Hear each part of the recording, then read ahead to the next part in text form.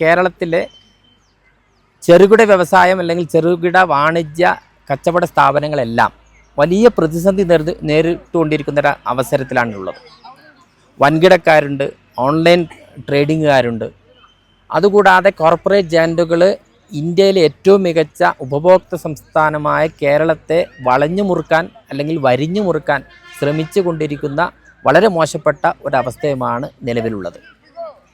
അങ്ങനെയാകുമ്പോൾ നമുക്ക് തീർച്ചയായിട്ടും ചെറുകിട വ്യവസായത്തെയും ചെറുകിട വാണിജ്യത്തെയും നിലനിർത്തണം എന്നുണ്ടെങ്കിൽ ആ ചുറ്റുവട്ടത്തുള്ള ചെറുകിട സ്ഥാപനത്തെ വളർത്തുവാനും പരിപോഷിപ്പിക്കുവാനും പ്രോത്സാഹിപ്പിക്കുവാനും അവൻ്റെ ജാതിയോ മതമോ വർഗമോ വർണ്ണമോ ഒന്നും നോക്കാതെ പകരം വാണിജ്യത്തിലുള്ള അവരുടെ കൗശലത, വിപണിയിലുള്ള വില, അവർ കൊടുക്കുന്ന സേവനങ്ങൾ,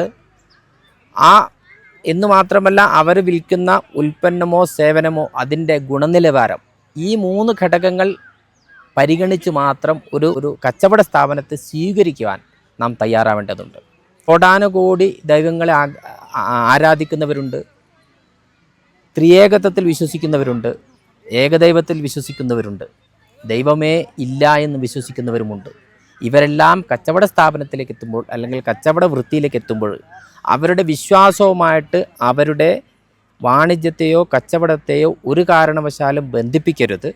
പകരം അവർ തരുന്ന സേവനം, അവർ തരുന്ന ഉൽപ്പന്നം, അതിൻ്റെ ഗുണനിലവാരം, നിങ്ങൾക്ക് തരുന്ന പരിചരണം, അവർ നിങ്ങൾക്ക് തരുന്ന വില നിലവാരം, അവർ നിങ്ങൾക്ക് തരുന്ന ഏറ്റവും മികച്ച സേവന സൗകര്യങ്ങൾ, ഇതിൻ്റെ അടിസ്ഥാനത്തിൽ മാത്രം, ചുരുക്കി പറഞ്ഞാൽ വിപണിയുടെ സ്വഭാവത്തിന് മാത്രം വിട്ടുകൊടുത്തുകൊണ്ട് ഈ ചെറുകിട മേഖലയും കച്ചവട സ്ഥാപനങ്ങളെയും പരിപോഷിപ്പിക്കുവാനുള്ള ശ്രമം നാം ശ്രദ്ധാപൂർവം സൗകര്യപൂർവ്വം നടത്തേണ്ടതുണ്ട് എന്ന് ഞാൻ ഓർമ്മിപ്പിക്കുകയാണ്.